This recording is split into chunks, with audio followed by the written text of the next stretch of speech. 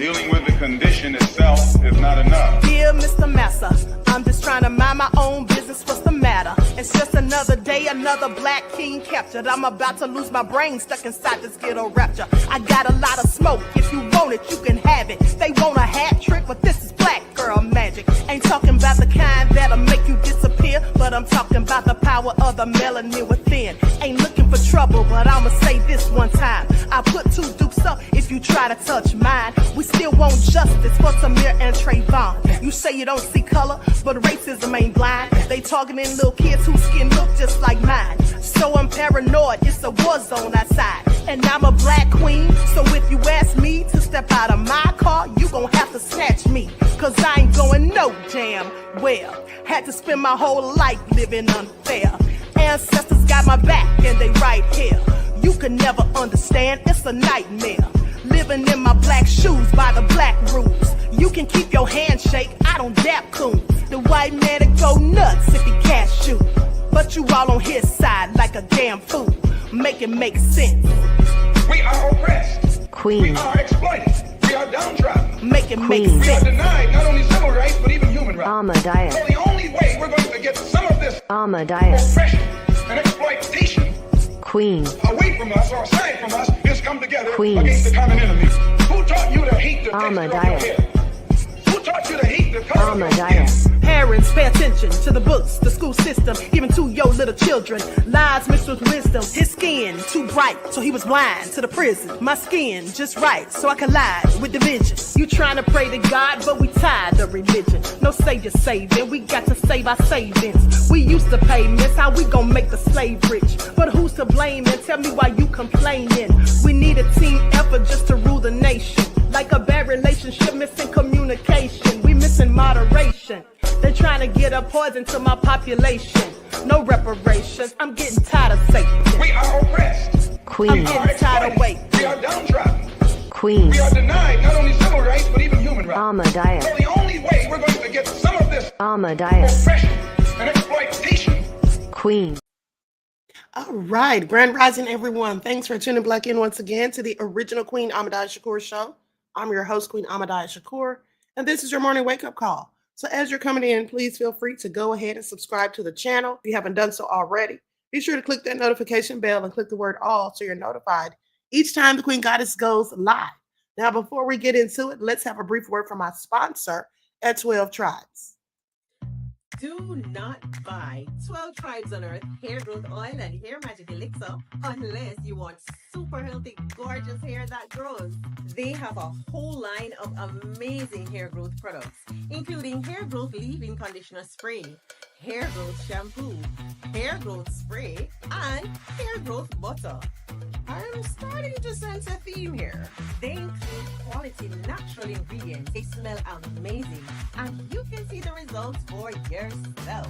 So if you're looking for healthy hair growth for your natural or relaxed hair, try 12 Tribes on Earth today.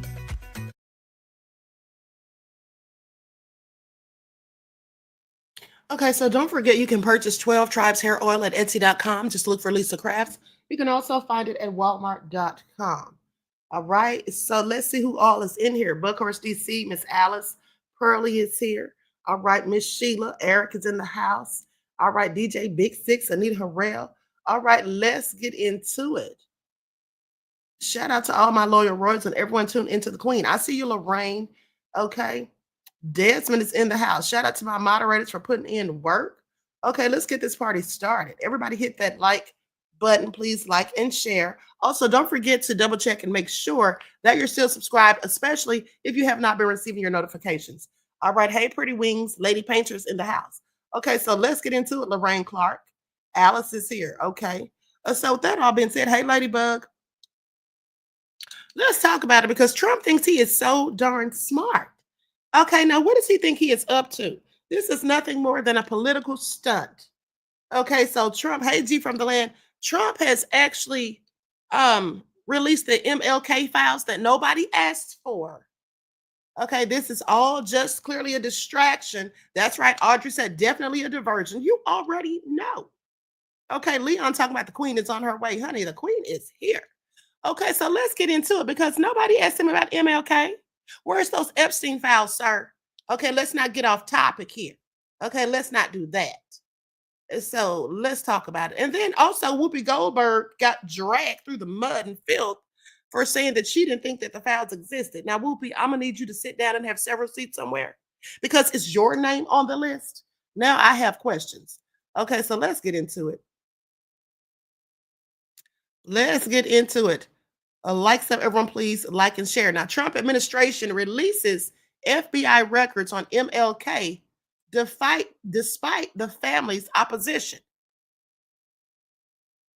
So on Monday, Trump's administration released the FBI surveillance of Dr. Martin Luther King Jr., despite opposition from the slain Nobel laureate's family and the civil rights group that he led until his 1968 assassination. Now, the digital document dump includes more than 240,000 pages of records that had been under a court-imposed seal since 1977, when the FBI first gathered the records and turned them over to the National Archives and Records Administration. Now, in a lengthy statement released on Monday, King's two living children, Martin III, who's 67, and Bernice, who's 62, said that their father's killing has been captivating public curiosity for decades. But the pair emphasized the personal nature of the matter and urged that the files be viewed within their full historical context. I want you all to pay attention. Ace Thunder said using MLK to hide being a pedo is wild work. It absolutely is, beloved. It's an insult to our intelligence, okay? Does he think we're going to be all so excited about this that we're just going to not think anything other, than what he wants us to say or think about Jeffrey Epstein? Trump is absolutely crazy. Thank you for your insight into the topic and your contribution to the channel, beloved. Peace, love, and blessings. Now, the Kings got advanced access to the records and had their teams reviewing them. See, they got their own teams to go through these files. Now, those efforts continued even as the government granted public access. Among the documents are leads that the FBI received after King's assassination and details of the CIA's fixation on King's pivot to international anti-war and anti-poverty movements in the years before he was killed. It was not immediately clear whether the documents shed new light on King's life, the civil rights movement, or even his murder. Now, they say, as the children of Dr. King and Mrs. Coretta Scott King, his tragic death has been an intensely personal grief, a devastating loss for his wife, children, and the granddaughter he never met, an absence our family has endured for over 57 years, they wrote. We ask those who engage with the release of these files to do so with empathy, restraint, and respect of our family's continuing grief. They also repeated the family's long-held contention that James Earl Ray, the man convicted of assassinating King, was not solely responsible, if even at all. Okay, I want you all to pay attention. Now, Bernice King was 5 years old when her father was killed at the age of 39. Martin III was only 10. A statement from the Office of Director of National Intelligence, Tulsi Gabbard, called the disclosure unprecedented and said many of the records have been digitized for the first time. She praised President Donald Trump for pushing the issue. Tulsi, please sit down somewhere. She is such a big disappointment, okay? Please sit down. All of these people are just trying to cover up this whole Epstein thing and just trying to put anything out there to distract us. Like, this is not transparency, people. This is nothing more than a distraction. Now, Trump promised as a candidate to release files related to President John F. Kennedy's 1963 assassination. And when Trump took office in January, he signed an executive order to declassify the JFK records along with those associated with Robert F. Kennedy's and MLK's 1968 assassinations. Now, the government unsealed the JFK records in March and disclosed some of the RFK files in April. The announcement from Gabbard's office included a statement from Alveda King, Martin Luther King Jr.'s niece, who is an outspoken conservative and has broken from King's children on various topics, including the FBI files. Alveda King said she was grateful to President Trump for his transparency. Honey, this isn't transparency. This is nothing but a political stunt. Separately, Attorney General Pam Bondi's social media account featured a picture of the Attorney General with Alveda King.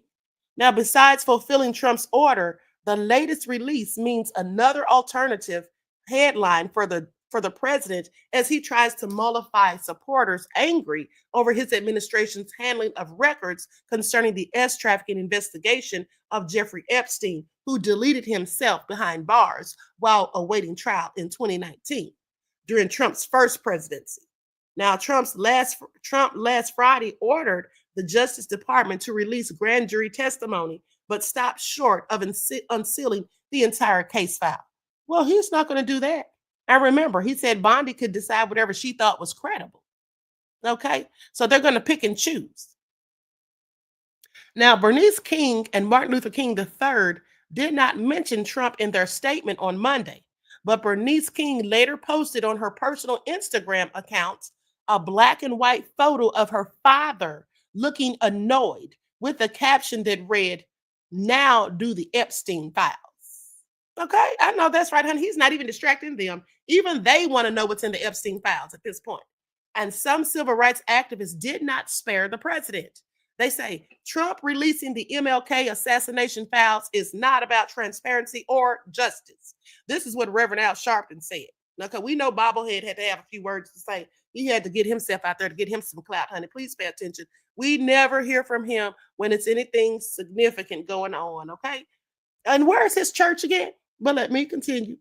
He says it's a desperate attempt to distract people from the firestorm engulfing Trump over the Epstein files and the public unraveling of his credibility among the MAGA base. So, well, no lies detected there, Al.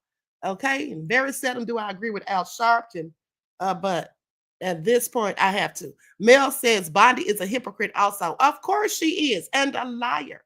Miss Sheila said, Queen said bobblehead. Y'all know Al Sharpton is a bobblehead since he lost all that weight, honey. That little old body and that big head, honey. I don't know how he holds himself up straight. Okay, please pay attention. Now, the King Center, founded by King's widow and now led by Bernice King, redacted separately from what Bernice said jointly with her brother. The King Center statement framed the release as a distraction, but from more than short-term political controversy, saying that it is unfortunate and ill-timed given the myriad of pressing issues and injustices affecting the United States and the global society. That's what the King Center said, linking those challenges to MLK's efforts, saying this righteous work should be our collective response to renewed attention on the assassination of a great purveyor of true peace. Now, the King records were initially intended to be sealed until 2027, until Justice Department attorneys asked a federal judge to lift the sealing order early.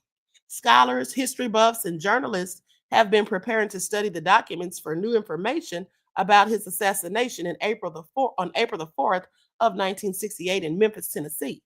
Now, the Southern Christian Leadership Conference, which King co-founded in 1957 as the civil rights movement blossomed, opposed the release. The group, along with King's family, argued that the FBI illegally surveilled King and other civil rights figures, hoping to discredit them and their movement. Now, it has long been established that then FBI Director J. Edgar Hoover was intensely interested, if not obsessed, with King and others that he considered radicals.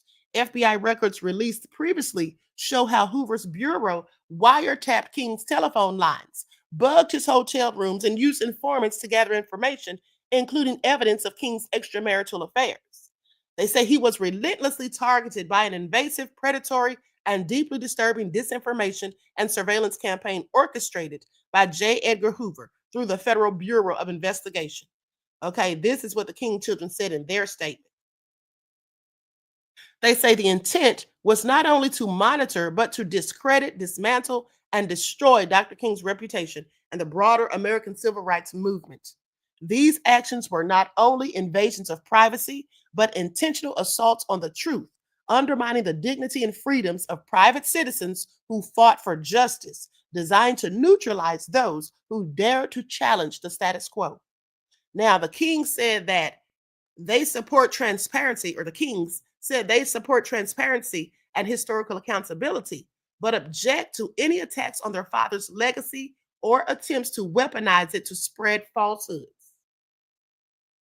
Opposition to King intensified even after the civil rights movement compelled Congress and President Lyndon B. Johnson to enact the Civil Rights Act of 1964 and the Voting Rights Act of 1965.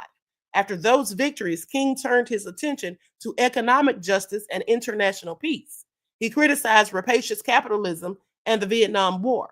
King asserted that political rights alone were not enough to ensure a just society. Many establishment figures like Hoover viewed King as a communist threat. So King was assassinated as he was aiding striking sanitation workers in Memphis, a part of his explicit turn toward economic justice. Ray pleaded guilty to King's murder. Ray later renounced that plea and maintained his innocence until his death in 1998. King family members and others have long questioned whether Ray acted alone or if he was even involved at all. Coretta Scott King asked for the probe to be reopened, and in 1998, then Attorney General Janet Reno ordered a new look. Reno's Justice Department said it found nothing to disturb of the 1969 judicial determination that James Earl Ray murdered Dr. King. Lies, okay, absolute lies. Now, in their latest statement, Bernice King and Martin Luther King III repeated their assertions that Ray was set up. They pointed to a 1999 civil case brought by the King family in which a Memphis jury concluded that Martin Luther King Jr. had been the target of a conspiracy. All right, so they said, as we review these newly released files, we will assess whether they offer additional insights beyond the findings our family has already accepted. Okay, that's what the Kings both said. So what do you all think, honey? Trump is really trying it. Okay, he's really trying it. I want you all to pay attention. All right. But of course, DC said, Dick Gregory said the CIA and military. Well, we already know that the government had a hand in it 9 times out of 10. Okay. And we also know that the doctor supposedly smothered him when he was in the hospital after being shot. That's what we've long been told. And I absolutely believe it. Okay. So anyway, what do you all think? Trump needs to stop trying to skirt out of this Jeffrey Epstein thing. It's not going anywhere. Okay. And then they're talking about victory. Hold on. Hold on here.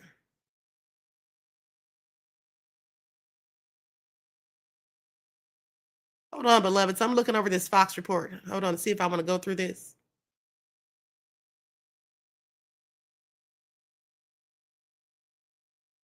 I'm just going to read some of this because I absolutely cannot with Trump and his lying self.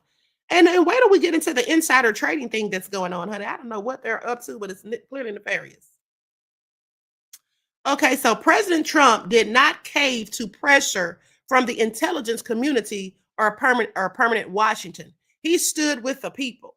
He upheld the principle that government must be accountable to those it serves. And this all sounds like hogwash, okay, literally. His decision to override longstanding objections and release these documents fulfills a promise that generations of Americans have waited to see kept. And his administration made it all possible, they say. Are y'all hearing this bullshit? Y'all hear this? Oh, a whole bunch of BS. So anyway, as scripture says, this is getting good, honey. Now they're going to bring in the scripture. Please pay attention. As scripture says, there is nothing hidden that will not be disclosed and nothing concealed that will not be known or brought out into the open. That truth is not just a biblical promise. It is now the operating principle of this administration. Do y'all hear this? I know they didn't. I know they didn't. They are sitting up here praising Trump and lying, quoting biblical scripture, all out of context when they try to use it to make Trump look favorable. This is all a hot mess. Are y'all listening to the bullshit? Please tell me you are. Okay, but let me continue. Now, mind you, this is from Fox. First of all, let me find out who this is speaking, telling all these lies. Hold on. Listen to this. Okay, let me just back it up some and go back. Here's the entirety of the foolishness, okay? I absolutely cannot. Okay, listen to this. On April, I think this is one of the Kings saying this.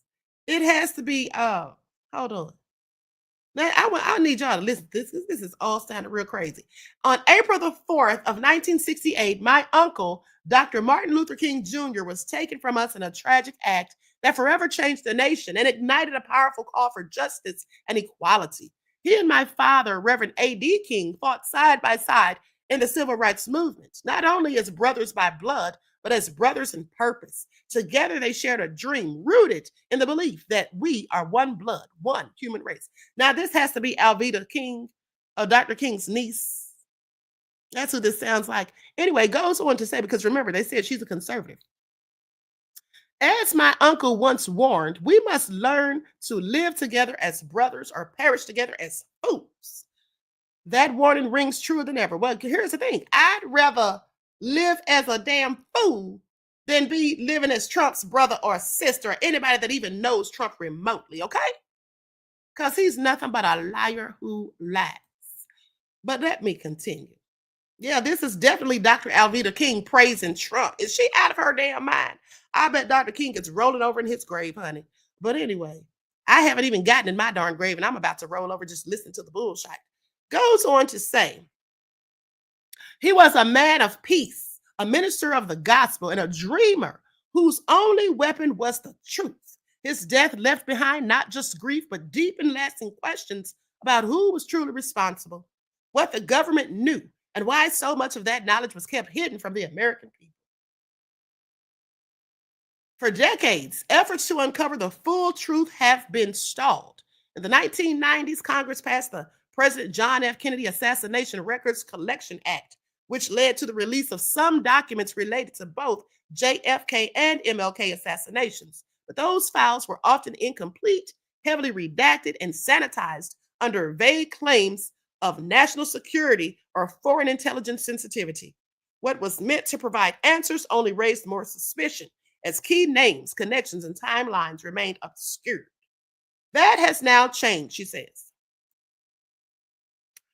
Thanks to the leadership of President Donald J. Trump, along with Attorney General Pam Bondi and Director of National Intelligence Tulsi Gabbard, the American people are finally being given the truth in one of the most significant acts of government transparency in modern history.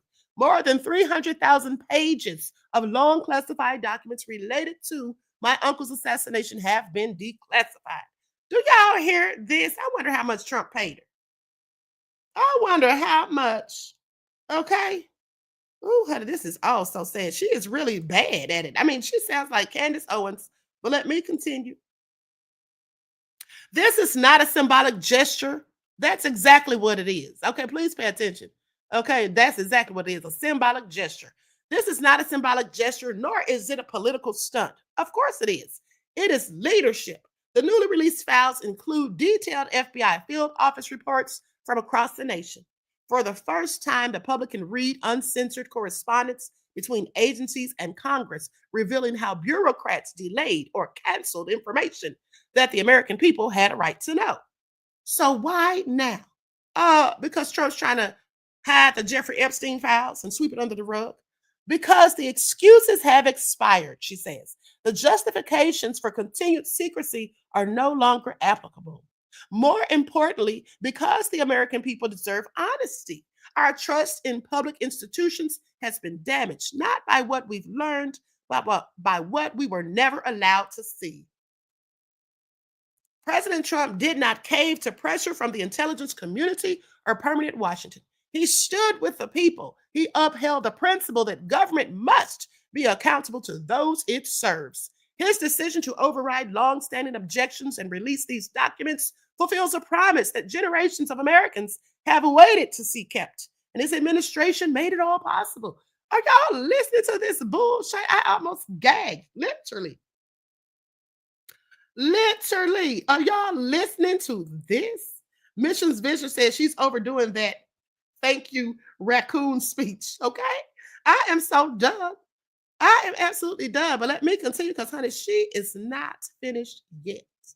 Then she goes on to say, as scripture says, there is nothing hidden that will not be disclosed and nothing concealed that will not be known or brought out into the open. That truth is not just a biblical promise. It is now the operating principle of this administration. My uncle once said, The time is always right to do what is right. It was a call to moral action regardless of politics. By that measure, President Trump, Pam Bondi, and Tulsi Gabbard have honored his legacy in a manner that few have ever done. Ooh, honey, this is sad. Today, finally, America's doing what is right. This woman has lost her damn mind. Okay, y'all hear this? Do y'all hear this, honey? Because I'm going to tell y'all what this woman is. Okay, this is obvious to me. It should be obvious to us all. This is what she is right here. Okay, that's what she is. Is she serious? Ooh, honey, I absolutely cannot. She said all of this with her chest. Okay? As we reckon with the truths of history, we must also recognize this. The measure of one's contribution to justice, peace, and human dignity is not diminished by the complexity of their humanity. While some may seek to discredit the message by highlighting the imperfections of the messenger, people often fail to realize that it is through our flaws and imperfections that the brightest light truly shines. Ooh, honey. Now she's trying to make allowances for Trump's bad points, for his narcissistic ways, his psychopathic tendencies, and the lies that he loves to tell, pathologically, mind you. The power of the movement was never rooted in perfection, but in the courage to press forward despite it. Our nation is at its best when we remember that we are one blood, one human family. That is the legacy my father and uncle died fighting for. Okay, lady, I'm going to need you to have several seats somewhere. Okay, this is real sad. Somebody left a comment saying Trump is still deflecting from his promise to release the Epstein files. JFK info will come next. Somebody said a victory for truth and accountability. That would be the release of the unredacted Epstein files. Exactly. Okay, I'm sorry. How this woman could sit there and praise such a person as Trump after who her uncle was? Leon says she's an old fool. She absolutely is. She absolutely is. Did y'all hear that bullshit? I'm done. Talking about Trump releasing the MLK Jr. files is a victory for truth and accountability. It is exactly the opposite. It's nothing but a political stunt, okay, and a distraction. That's all it is. But anyway, let's get into it because here's the thing. First of all, y'all know Trump and his officials have been doing something shady. Smells like insider trading. Now, I want to remind you guys that yesterday when I did that very thorough breakdown of Trump and the shenanigans that he has going on behind the scenes, okay, behind the curtains, while we're all talking about Epstein, the stuff that nobody's really looking at. Now, after I broke all that down, I want you all to pay attention because I basically told you in a nutshell that I believe, now I cannot substantiate this, it is merely an allegation and speculation. But I do believe that perhaps our government may be involved in money laundering through the ICE department. Okay? So with that all being said, Mel said, facts, Queen, he's stealing money. Now, here's what I'm going to make another allegation against his officials today. Today, I do believe that they are in fact engaged or have engaged in insider trading. Let's get into it. Didn't I tell y'all I was going to keep my heel on Trump's neck and call out his BS? Because that's all it is. A whole bunch of BS. Now, listen to this. Was it well-timed or just lucky?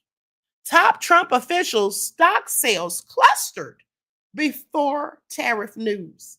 Now, this is breaking news, honey. This came out this morning. So let's get into it. And then you all tell me what you think.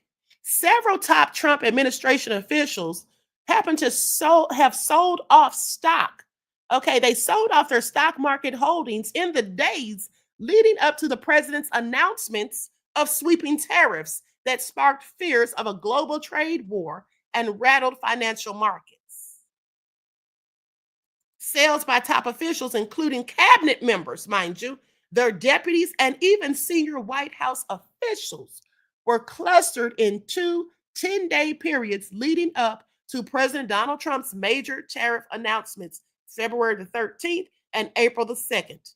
Okay, according to an analysis of 20 officials publicly available, their transaction forms. Okay, their transaction forms were made publicly available, and it looks like they all just did all of this right before Trump made the announcement about the tariffs. Now, of the stock in The stock and stock fund sales, administration officials reported between January the 20th and April the 30th, 90% fell within 10 days of the tariff announcements.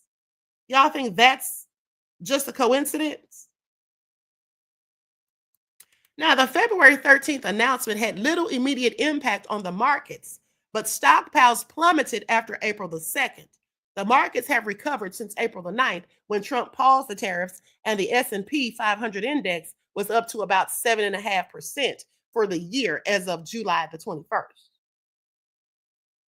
Now, it is concerning and begs the question of whether these public officials knew something that informed their trading.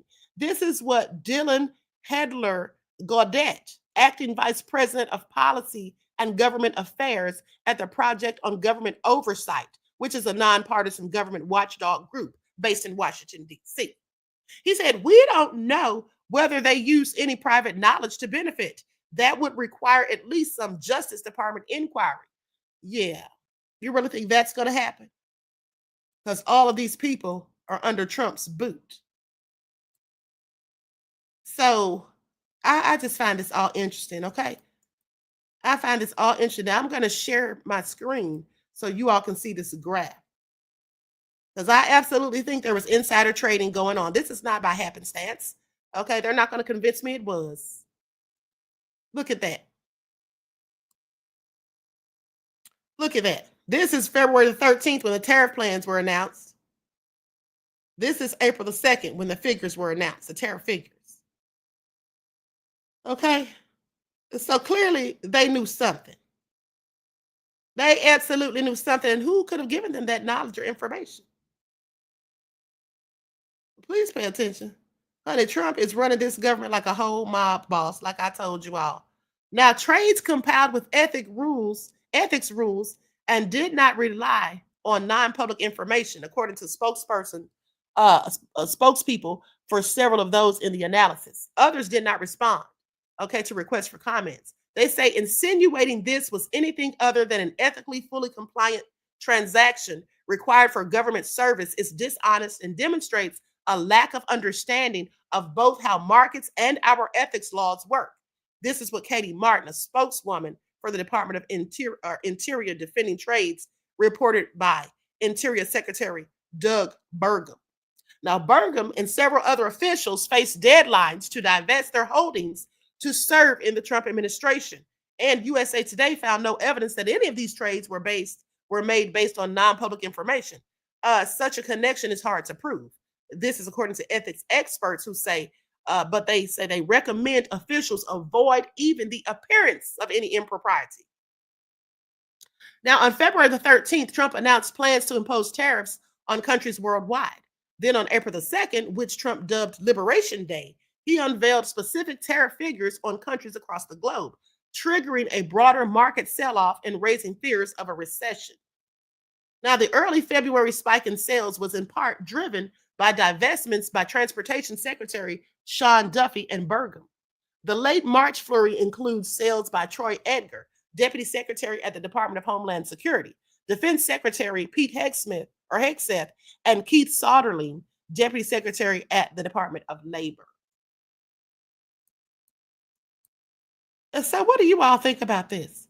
Now, USA Today reported that White House Deputy Chief of Staff Dan Scavino sold up to $5 million in Trump media stock the day before the Liberation Day announcement.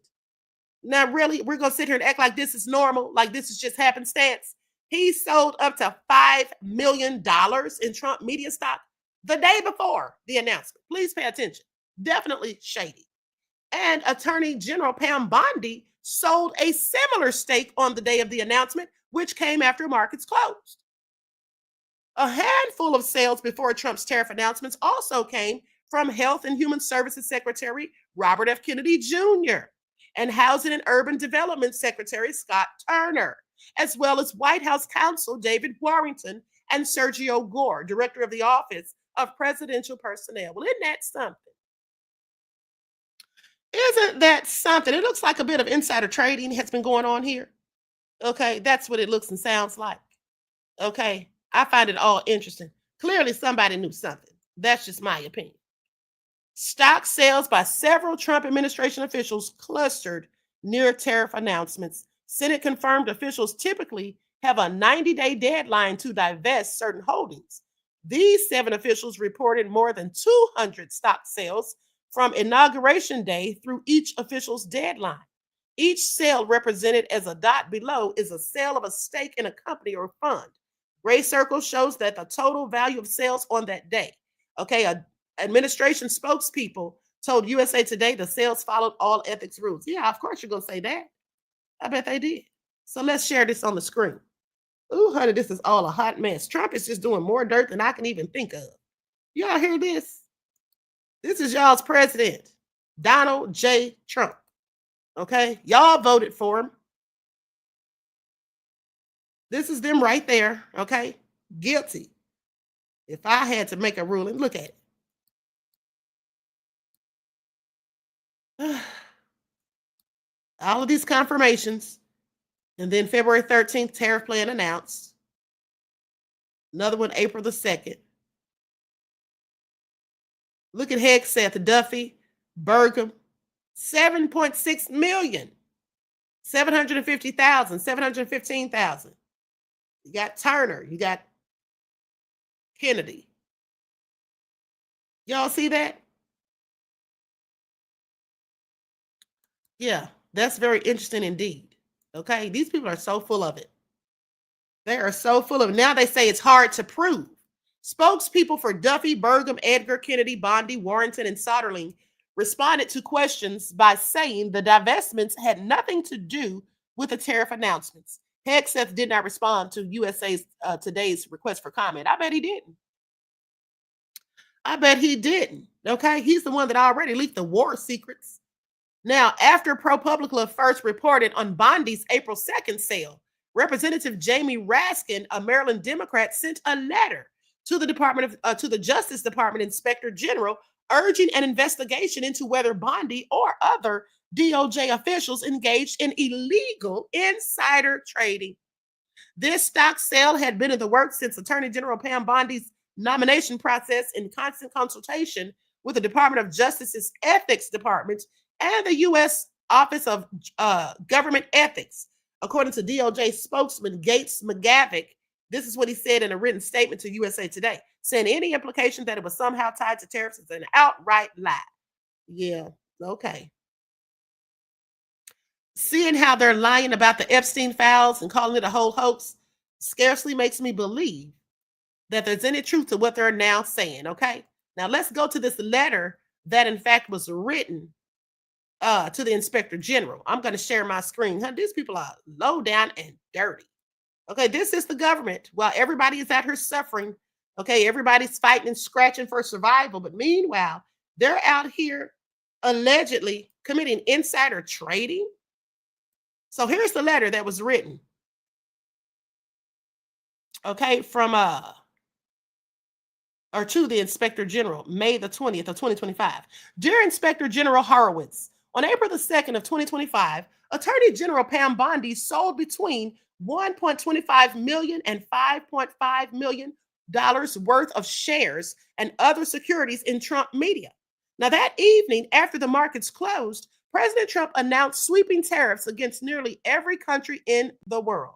When the markets opened the next morning, U.S. stocks lost $3.1 trillion in market value. By April the 8th, the stock market lost almost $10 trillion in value. Now, the worth of the U.S. dollar saw a sharp decline, and fears of a recession swept over every home in the nation. Attorney General Bondi's timely sale of Trump stock media on the eve of this crash to less informed buyers appears to have saved her at the very least hundreds of thousands of dollars. This conduct bears all the hallmarks of insider trading and demands impartial investigation. I write to suggest or to request that you fully investigate and, if necessary, prosecute, any Department of Justice official, including Attorney General Bondi, who may have abused their position of public trust and gained an unfair advantage in the marketplace based on advance notice of President Trump's Liberation Day. Your investigation is necessary, not only to bring facts to light, but also to allow Congress to determine whether we must strengthen insider trading laws, particularly pertaining to government officials. Okay, do you all hear that? See, this is what I was talking about, people. This is what I was talking about when I told you all that this whole Epstein thing is nothing but a smoke screen. This is what I was talking about when I told you all everybody talking about this Epstein stuff. It's nothing but a smoke screen because it's all juicy and salacious. We're all mad because we know Trump's lying. We know Pam Bondi's not being ethical and she's a liar too. We know that they're trying to hide this information and we pretty much know why. Because they're trying to hide the connections of some very important, wealthy, elite people who had everything to do with Jeffrey Epstein and his victims, and possibly even the own president of the United States of America. But guess what? Even with that all on the table, they're still doing even more dirt and engaging in more unscrupulous activities, in my opinion. I absolutely think that they're money laundering through ICE, and I think that they are absolutely or have absolutely engaged in insider trading. Okay? This is a corrupt government. This is a corrupt administration, and President Trump needs to be charged with RICO, and all the people in his cabinet need to be his co-conspirators. That's what it is. Okay? While they out here worried about Diddy, I want you all to pay attention. Okay? I want you all to pay attention. Panther Strike said, Queen, your exact words were. Thank you. Okay? Mel said Trump is getting away with it too. Yes. Because everybody seems like they're scared of him, and I'm starting to think that maybe he has the Supreme Court in his pockets. Okay, because this man's getting away with a whole lot. Now, what was done when this letter was sent in May the 20th? Okay. Did they start an active investigation? Is there anything going on right now as I speak? I have questions. You see, this is all problematic. Now, what are they going to do about it is what I want to know. What in the hell are they going to do about it? But hold on. Let's go back and talk about Stephen Colbert. Okay, because he fired back at Trump with 3 profane words and told Trump pretty much F you. Because Trump was sitting there bragging on Truth Social talking about, I absolutely love that Colbert got fired. That's what he posted. Okay, now he wants to gloat. Well, Trump, I tell you what I'm going to love. When they walk you up out of the White House in handcuffs. Okay, you and your nefarious Attorney General Pam Bondi, Pete Hegseth, Stephen Miller, and all the rest of your low-down nefarious cabinet members. Yes, I can't wait to see it. I hope it happens soon. Now, Stephen Colbert may have been fired by CBS, but he is making it very clear that he's not done with his presidential nemesis yet. He says, folks, I'm just going to go ahead and say it. Cancel culture has gone too far. Colbert said at the top of his Monday monologue, saying that it really started to sink in over the weekend that the Late Show would really be ending next May. But they made one mistake, he said dramatically. They left me alive. On Friday, Donald Trump posted, I absolutely love that Colbert got fired. His talent was even less than his ratings. Trump's post came in response to Colbert announcing Thursday that the Late Show with Stephen Colbert has been canceled. The franchise, which began with David Letterman in 1993, will end for good next May after its upcoming season. How dare you, Colbert responded to Trump. Would an untalented man be able to compose the following satirical witticism? Colbert turned to a different camera, labeled Eloquence Cam, and declared, go F yourself. The message was met with cheers and applause from the audience who started to chant, Stephen, Stephen, in approval. At another point, the host called into question CBS's assertion that canceling his show was a purely financial decision. He said, but how can it be purely a financial decision if the Late Show is number 1 in the ratings? He asked. Isn't that what I asked you all yesterday? I said, why would you, if you have a failing network that's going underwater, that's sinking, why would you get rid of the main moneymaker? Okay, the show that everybody's watching the most. Like, that's crazy. Okay, he said, yeah, it's confusing. A lot of folks are asking that question, mainly my staff's parents and spouses. Colbert also addressed another part of Trump's Truth Social post. The president speculated that Jimmy Kimmel, ABC's late night host, who's long feuded with Trump, might be the next host to have his show canceled. See how Trump's working? You see what he's doing here? No, absolutely not Kimmel, Colbert joked. I am the martyr, okay? There's only room for one on this cross. And I got to tell you, the view is fantastic from up here. Colbert's martyr line comes amid a mass speculation that his show was canceled for his recent criticisms of his parent company, Paramount. Prominent politicians like Elizabeth Warren and Senator Adam Schiff have raised alarms about the timing of Colbert's cancellation. CBS canceled Colbert's show just 3 days after Colbert called out CBS's parent company, Paramount, for its $16 million settlement with Trump. Okay, that's what Warren posted on X Thursday, saying America deserves to know if his show was canceled for political reasons. And it seems like Colbert was just getting started as reports have emerged that fellow late night hosts Jimmy Fallon, Seth Meyers, Jon Stewart, and John Oliver will all appear on Monday night's Late Show in solidarity with the host. Trump's getting rid of everybody that says anything negative about him, you guys. He is literally trying to turn this country into North Korea. Okay? Like I told you guys yesterday, and remember I told you this. You heard it here first. Pretty soon, it's going to be damn near illegal to say anything critical about the president, i.e. Trump.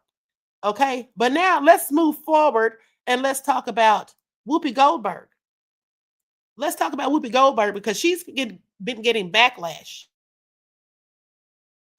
Now, she had a lot to say about the Epstein files, and let's get into that. But then we also have to talk about Trump's diagnosis, supposed health issues, and then also the Iranian foreign minister claims that there's no plot to take Trump out of here. Okay, and then, yeah, we're going to get into that. But let's get to Whoopi Goldberg. Now, I'm going to put an overlay on this because I do not have permission to use this footage from The View.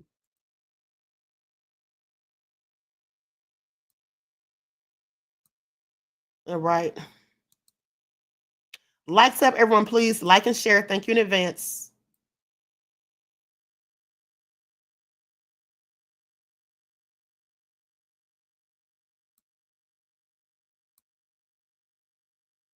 Continues. There are rumors that FBI Director Dan Bongino is about to resign after a blow-up with Attorney General Pam Bondi this weekend. And you know who really tried to rally the supporters on Truth Social, saying Bondi's doing a great job and claiming that Obama and Hillary created the vials. That's his go-to. When he's not sure, he says it's them. But actually it's y'all. So MAGA world is still demanding answers. They want to know. Take a look. How many of you are satisfied with the results of the Epstein investigation? Clap. How many of you guys think, by raising your hand, that the government is not telling us the full story about what happened with Epstein? All right, I'm in the right place at the right time. It's obvious that this is a huge PR disaster for the Trump administration. There's no way for them to spin their way out of this. You must appoint a special prosecutor immediately. That special prosecutor, right? Who wants a special prosecutor on Epstein? So it looks like they're not letting anybody off the hook here. Now, how can the administration get past this? Can they? Can they get past this? I don't know, girl, but bring me some popcorn because watching them fight amongst themselves is the most entertaining thing I've seen all year. Look, I think that they're trying really hard to get past it, right? They're throwing all sorts of spaghetti at the wall to see how he appeases the base, how he distracts the base with other things. Like last week, they announced that they were doing investigations into Comey and Brennan. Then Bondi announced that she was firing something like 20 DOJ employees, people who had worked on the January 6th prosecutions. And then Trump this weekend decided, and they've been posting all these memes of Trump as Superman. Oh my gosh. That was crazy. I thought that was like a spam account. I didn't think that was real. No, whenever you think it's a spam account, it's real. But the last one was Trump picking a fight with our former View co-host, Rosie O'Donnell, threatening to take away her citizenship. So, the base doesn't like Rosie. Let me just say this. This is not North Korea. This is not a monarchy. Donald Trump and no precedent has the authority or jurisdiction to unilaterally take anybody's citizenship away. Yeah. Rosie O'Donnell is a natural-born U.S.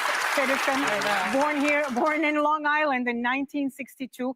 There's very few things that a citizen can do, and then they'd have to, like crimes, like treason, or trying to overthrow the government. So if anybody's got to be careful, it ain't Rosie. But and it's got to be done in front of a judge and taken away by a judge. So this is just him.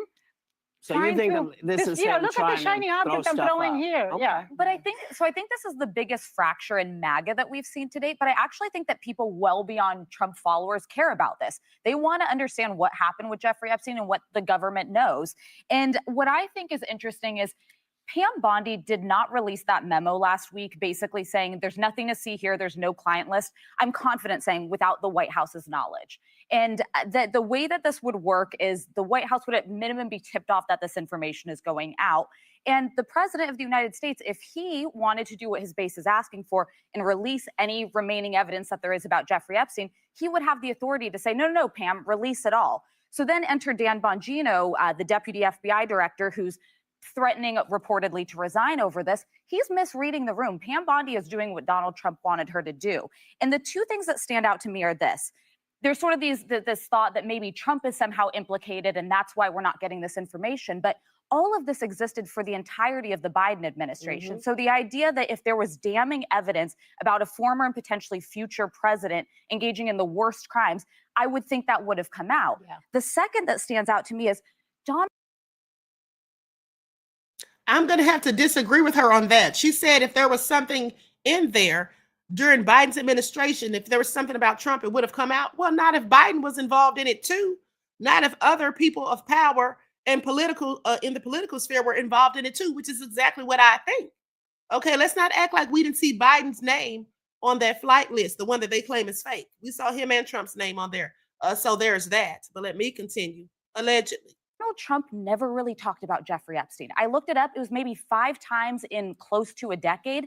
But all these people he surrounded himself with talked about him constantly. I'm talking hundreds of times. They made their profiles. They made their names. His own vice president on saying, we're going to get to the bottom of what Jeffrey Epstein did. So there's just like math that isn't adding up. And I think the public just feels genuinely lied to. We know Epstein was a really bad dude. We know he committed crimes, but the facts that they're giving us after years of saying there is a there and there's more information is just not good enough, and it's not going to go away.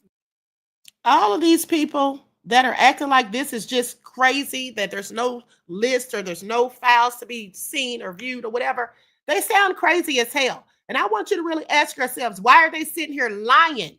Okay, why are they sitting here lying? Because there's no way in the hell you're going to convince anybody with an ounce of sense, okay, that there is no list or no record of people who actually went to this man as clients. Okay, you have a woman serving a 20-year sentence. Epstein was about to go to trial before he was taken out or deleted, whatever you want to call it. But at the end of the day, why were these people even brought to court on charges? Okay, if there were no clients. How are you trafficking people, but yet you have no clients? Okay, it makes no sense. So they're all full of ish. But anyway, let's let them cook. Yeah, I agree with that completely. Mainly because there was this thing called the Franklin scandal in the Midwest years ago, and it involved police chiefs and government people. And it was linked with one of the kidnappings I grew up watching. And these pedophile rings have been around for a while. Epstein is just one right now. But there's a guy named Nick Bryant who actually published the Black Book of Jeffrey Epstein. You can look it up yourself. He released it on Gawker. It does not implicate the people in the book because it's all contacts. So it could be anyone he's meeting with or anything else. I don't believe there's a secret client list. I think that Black Book is as close as you're going to get, but you can see it. And I would say if you want to see who's speaking truth to power, look up Nick Bryant's work on all of this. His whole life has been dedicated to child welfare. And these rings exist and powerful people are involved. More so than politicians, possibly, it's money. It's tons of money involved in these rings, which is why I absolutely support anyone that still continues to push on this. I'm not looking to the Trump administration for any information on this. I want the actual facts of the case, and I will support anything that involves digging deeper. I guess the reason that I'm a little confused about this is because there's, this is fracturing his base. he is in charge of telling the attorney general, listen, why don't you just release this list? Pam Bondi said that the list was on her desk. A lot of people in the administration have indicated that there is a list. Now, all of a sudden, there is no list. And then all of a sudden, Trump says to his reporters, what's going on with on Truth Social? What's going on with my boys? And in some cases, gals.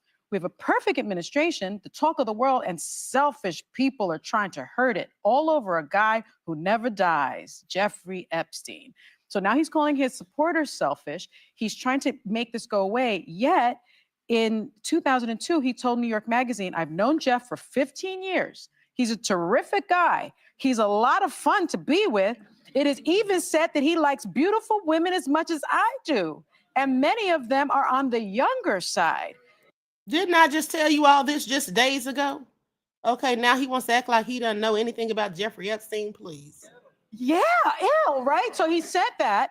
And then also what Pam Bondi didn't release because it's already been released, Trump's name is on the logs, the passenger logs of Epstein's aircraft at least 7 times. That's already been made public. I mean, of course, Trump is denying any and all allegations, but all of that information is out there. Why not just put it to rest and say, release the list? Because when Unleash they it. did do that, when they said, we've looked and there's nothing there, they didn't believe it. Nobody wanted to believe it. They said, no, that's why when we get in, we're going to release them. Well, you got in there and it wasn't anything there that nobody knew. Everybody knew what was already there because that's the information. I don't believe there's a list. I don't believe there's a list. I do think that lots of people have been on that plane. Lots of people have been on Jeffrey Epstein's plane. There is including you, Whoopi, 9 times out of 10. No, from what I've read, there is no indication that they were ever at the island. Not Jeffrey, but all the people in the flight logs. It doesn't say these people were flown to the island. It just says they were on the plane. So what we're seeing, they're saying, well, now it's Hillary and Obama. Now they put the list out. Yeah. They should just say, listen, this is what it is. And there's no list. By the way, I do want to mention that would require them admitting that they've lied. That they lied. Well, exactly. I think that's why everybody's so upset because people have figured out that they may be lying about this. Well, then when you say, when the base sees that Pam Bondi, who they believe in, suddenly says, well, no, there's nothing there. They're like, well, wait a minute. Wait, you said, because we put our belief in you.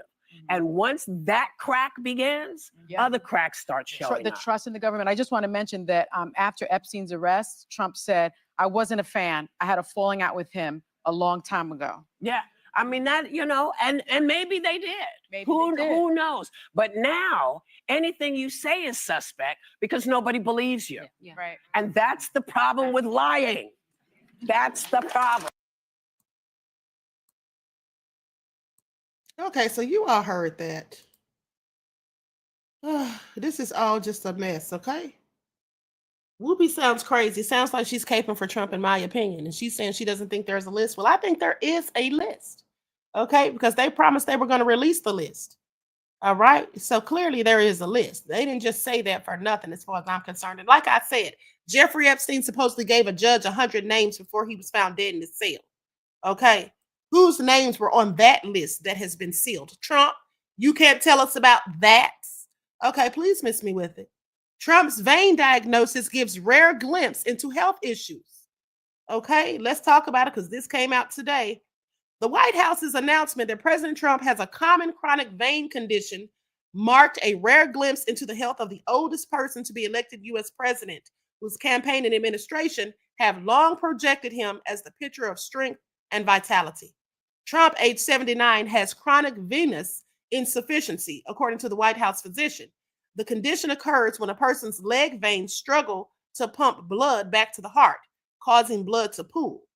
Now, while White House Press Secretary Carolyn Leavitt made the disclosure at the top of a routine press briefing late last week, after images had been circulating online of Trump with swollen legs in the FIFA Club World Cup and a bruised hand covered in makeup. They say, I know that many in the media have been speculating about bruising on the president's hand and also swelling in the president's legs. So in the effort of transparency, the president wanted me to share a note from his physician with all of you today. Okay, so she began to outline Trump's condition, saying that the bruising on his hands is consistent with minor soft tissue irritation from frequent handshaking and the use of aspirin, which is taken as part of a standard cardiovascular prevention regimen. Okay, so she said that his hand is bruised from shaking. Is that what she said? A minor soft tissue irritation from frequent handshaking? And I don't believe that at all. That sounds crazy. Who's shaking his hand that damn hard? And how thin is his skin? Even more so. Now, the use of the aspirin, which is taken as a standard cardiovascular prevention regimen, well, that's true. They do tell people who may be at risk for having a heart attack or a stroke to take an 81 milligram of aspirin, like a baby aspirin per day. Okay, so that makes sense. Now, the White House later released a more detailed memo from the White House physician. Critics have accused Trump of trying to hide the true details of his health behind bluster, so the announcement of a specific diagnosis came with some surprise and a certain amount of skepticism. Barbara Perry, a presidential historian and professor at the University of Virginia, called it a rather sudden turnaround from the Trump White House. Perry commended the administration on its transparency, but noted the public needs to believe what it's being told, saying, do we have complete information now? We don't know that. We only know what they've told us, and we have to presume that is accurate. Now, it's not unusual for an administration to be reticent about sharing a president's personal health information, and there's no legal requirement for an administration to be transparent about it. Perry noted that there's tension between what a president wants to disclose and what the American people have a vested interest in knowing. There's no incentive for anyone in the administration, let alone the White House physicians, to be truthful and transparent about the person who could fire them. Perry said that she would put Trump toward the same end of the transparency spectrum as former President Biden, who dropped out of the race last summer after a debate performance where he appeared unfocused, confused, and unable to respond to many of Trump's attacks. Biden's White House denied reports of any mental decline. Yeah, they did for months. But by the end of his term, the public had lost confidence in his ability to lead. Trump, during the campaign, often boasted of his physical health and stamina as he sought to draw a contrast with Biden. While in office, he has continued to accuse Biden and his aides of covering up the alleged mental decline. And Trump's GOP allies in Congress have launched an investigation into what White House aides knew. Yet Trump has hardly been forthcoming himself. But when he was infected with stupid-19 in the fall of 2020, the administration did not release many details about his condition or treatment.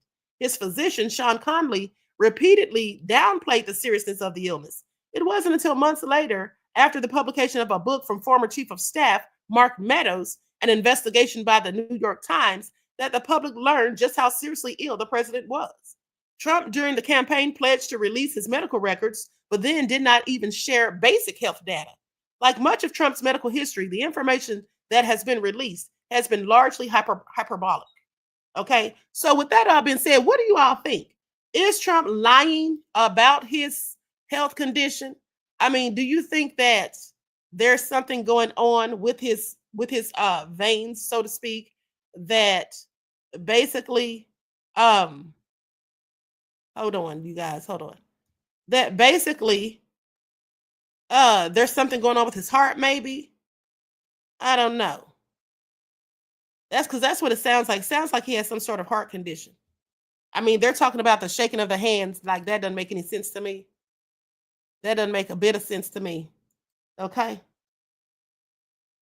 Wavy, though, said, just like they propped Biden up and sat him in front of the podium, they're going to do the same thing to Trump. You know, that's why Trump called him a weekend at Bernie's, right? Didn't he call it a weekend at Bernie's? Trump said that, and now look, he's in the same predicament. I find it all so interesting.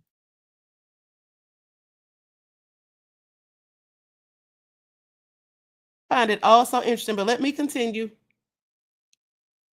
So in 2015, Trump released a letter from his then physician, Harold Bornstein, that said he would be the healthiest president in history. 2 years later, Bornstein admitted Trump dictated the letter himself. Do y'all hear this? This man is just a liar who lies, honey. He dictated the letter himself. During his first term in 2018, Trump's former White House doctor, Ronnie Jackson, now an ally in Congress, said the president had incredibly good genes and joked that he might live to be 200 years old if he had a healthier diet. Yeah, right. Now, current White House physician Sean Barbabella wrote in a memo after Trump's annual physical in April that the president lives an active lifestyle that includes frequent victories in golf events. Barbarella pronounced Trump fully fit to execute the duties of the presidency. Now, Trump will be 82 years old at the end of his term, which would make him the oldest person to hold office, beating Biden's mark by just a few months. Even after he was grazed by a would-be assassin's bullet in July of 2024, the Trump campaign provided very little information about his recovery or his lingering health effects.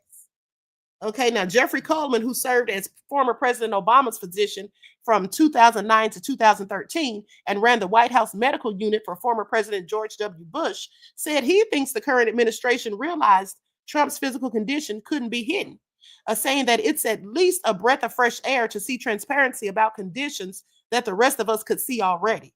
Presidents don't like to talk about their health unless they're forced to. Now, when you have bruises on your hands and swollen ankles, you don't get brownie points for this. So Coleman, who wrote a 2024 book about his experiences as a White House doctor, said he was heartened to see a memo from Trump's White House physician who was competent and factual, or that was competent and factual. He said, I'm not sure it's a turning point in transparency, but it is promising to at least see a doctor write something factual and have a competent workup. This is the first memo that's been written by a doctor instead of by Trump himself. Isn't that crazy? Trump is just a liar who lies, honey. Y'all hear this? This is all a hot mess. But anyway, let me continue, because now let's talk about how the Iranian foreign minister denies that they're trying to take Trump out, that there's an assassination plot. So Israel's foreign minister denied the Islamic Republic is trying to assassinate President Donald Trump. Okay, let's get into it. Okay. So anyway, let me see if I'm gonna play this video. Now I'm just gonna read this really quick. Okay, so anyway, he says there's no attempt to assassinate Donald Trump and any other administration officials from his first term in an executive release or an exclusive interview Monday on Special Report. Abbas Araghchi also denied that Iran wants to wipe Israel off the map and downplayed calls for death to America in his first appearance on the network since the U.S. struck 3 of Iran's nuclear facilities in June. Okay, so yeah, I think I'm gonna go ahead and show this. Hold on, is this the interview right here? Let me see.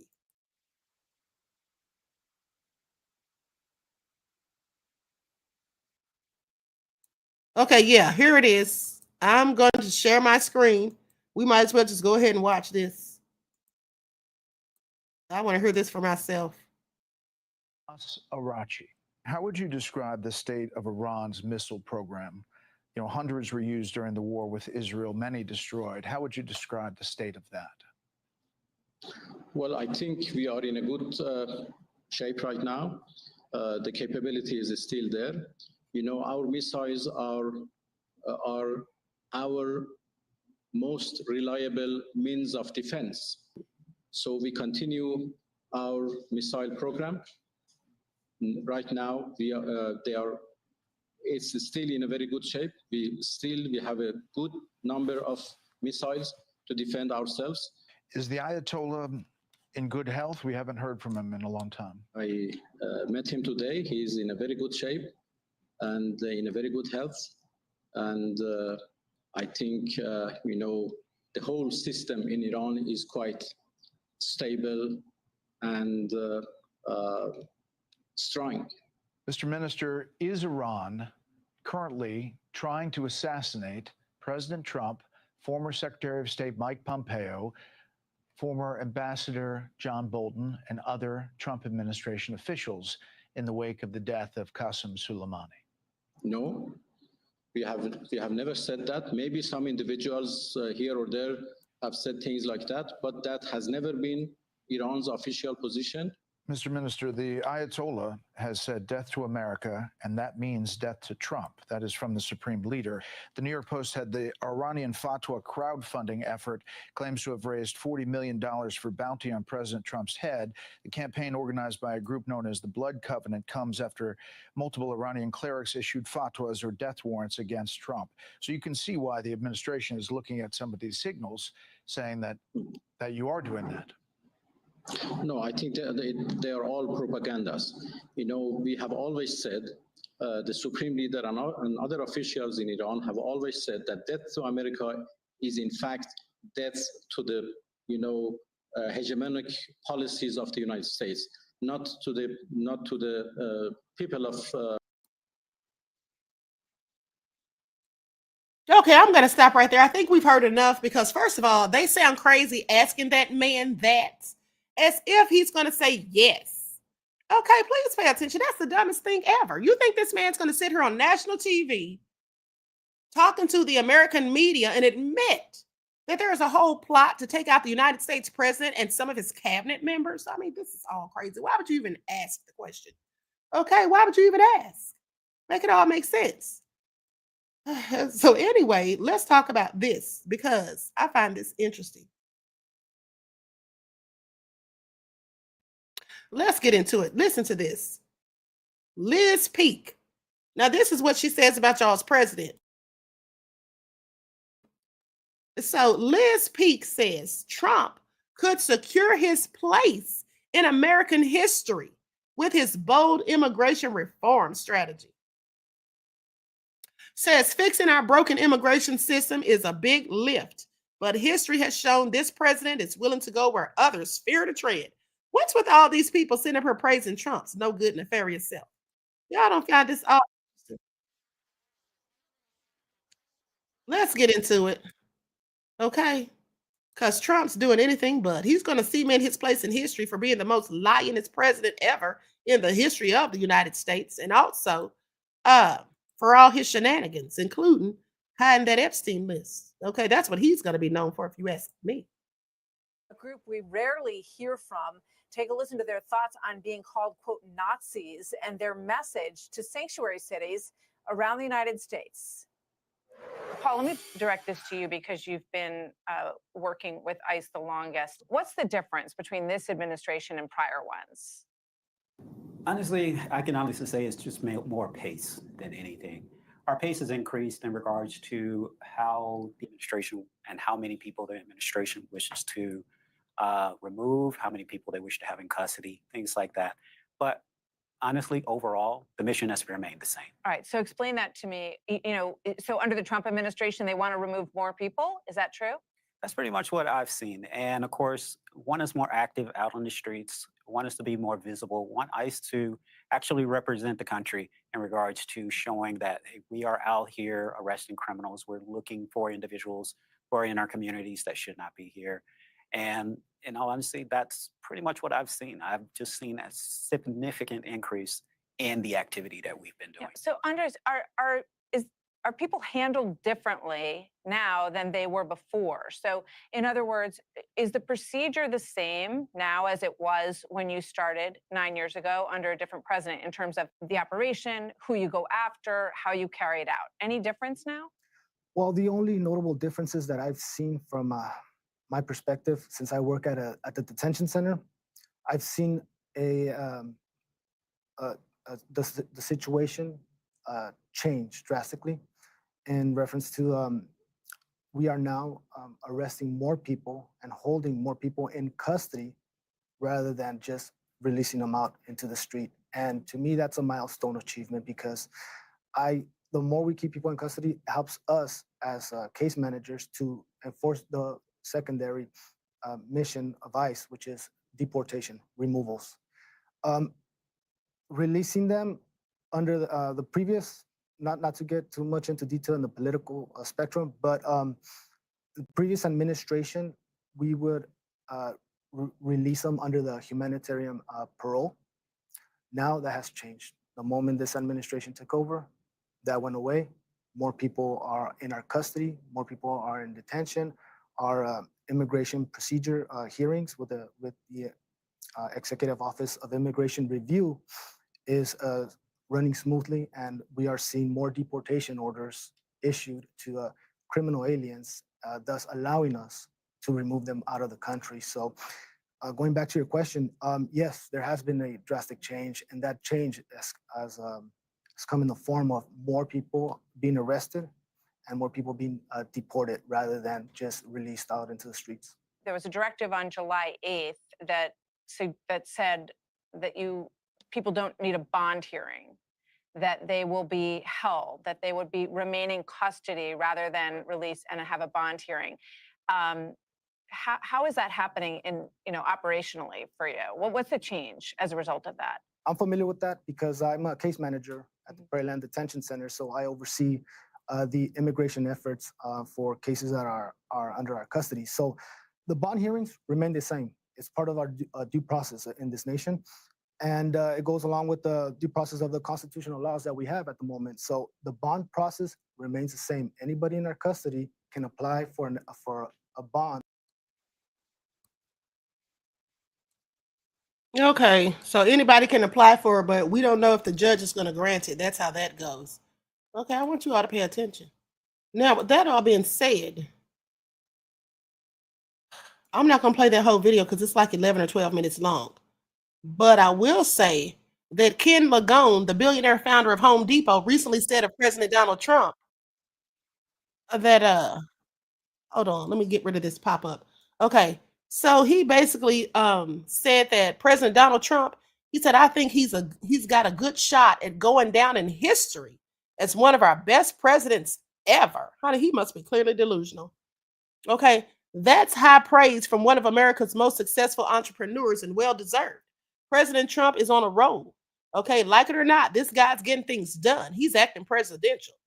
Now, that's what he said. Now, this is the man who owns Home Depot. Okay, so everybody go shop at Lowe's. Okay, I want y'all to pay attention. This is the founder of Home Depot, the billionaire. Remember, I told you all these people that are boosting Trump up, supporting him, all these wealthy people, these billionaires and the likes of them, giving him millions of dollars and sitting there praising him. We need to boycott every last one of them. Okay, because these are the fools that got us into the predicament we're now in. Miss me with it. So anyway, he goes on to say, but Trump could do more.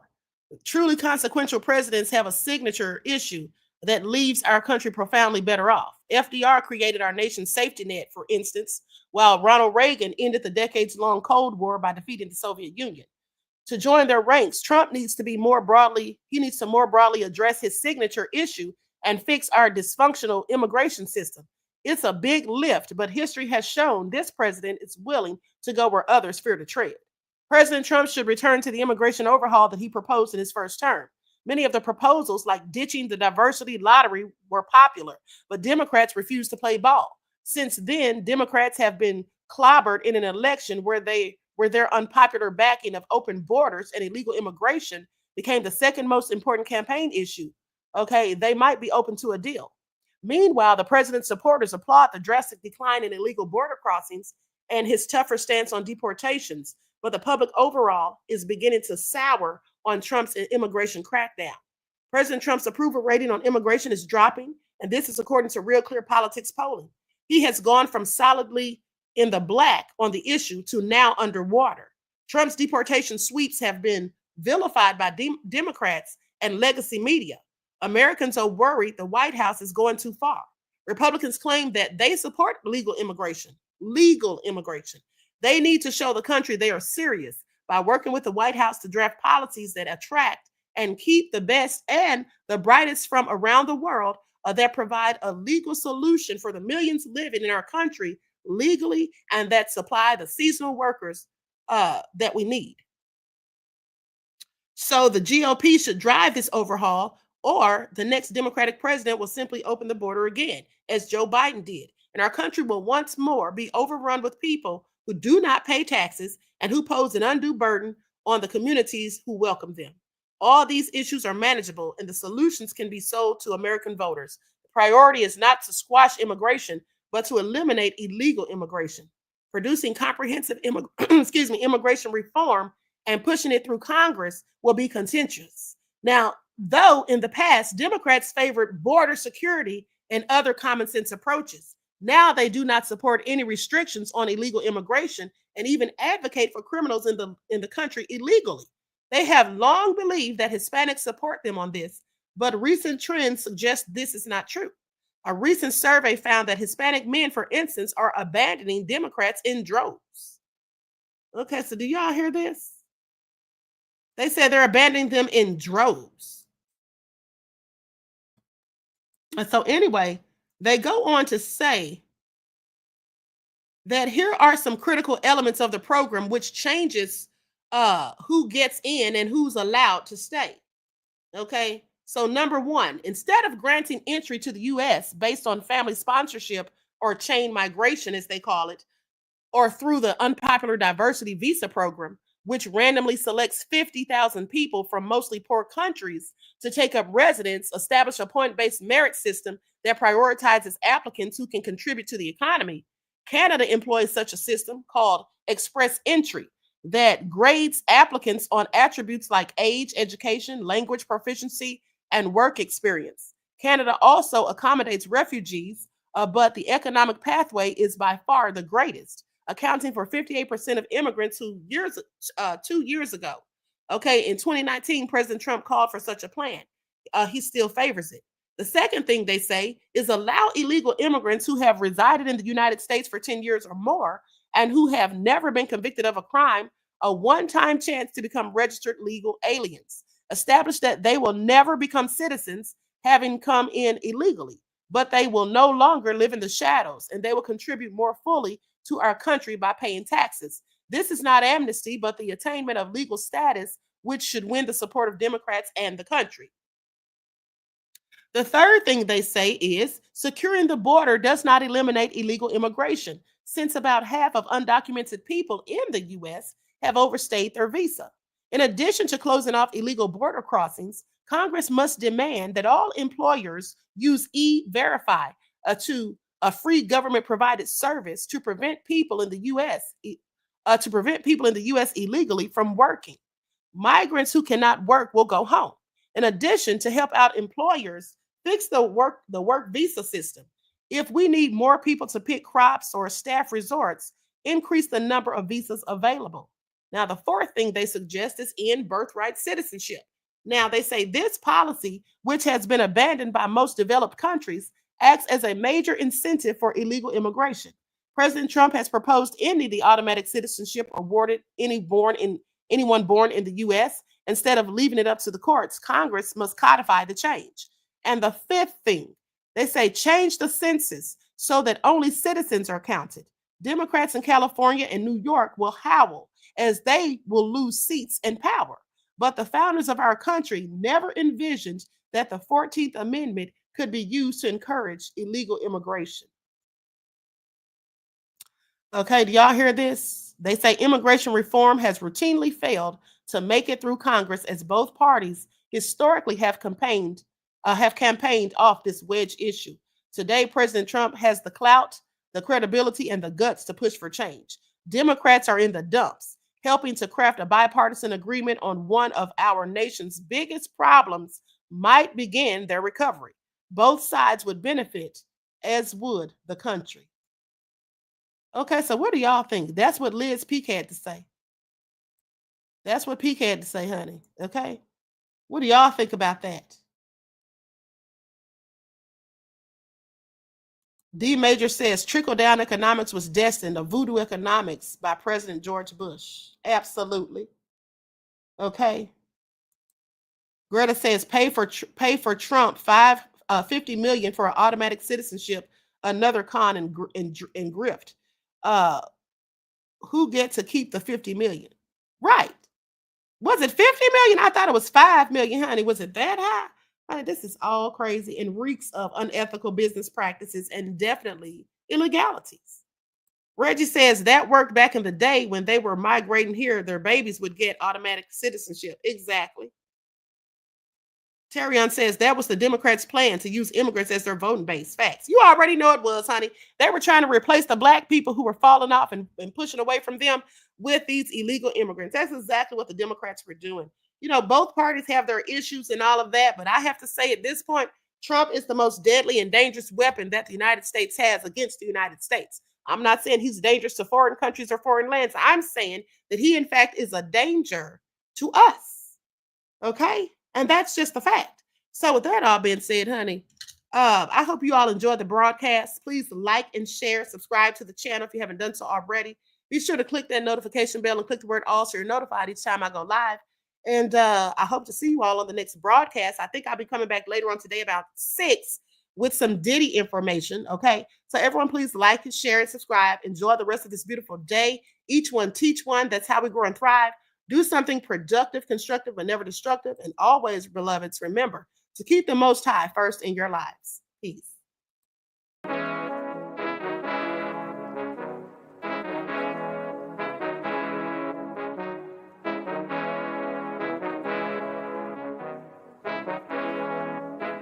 Yo, Nick, hit him with that flavor. Gold all in my skin, God all in my blood. Kings all in my circle, you touch one of mine and you're done. They show no love for the queen, why you hating on me? Is it cause I'm free and I got Malcolm X in my jeans? I got dreams like King Luther, shed blood like Kunta. You ain't helping my people, I ain't got nothing to say to ya. I want all the smoke like hookah. Talking reparations, America won't be great until they give us compensation. I'm like, I'm the hottest right now. That's See right. a bunch of lames out here trying to jock on my style. They be doing too much.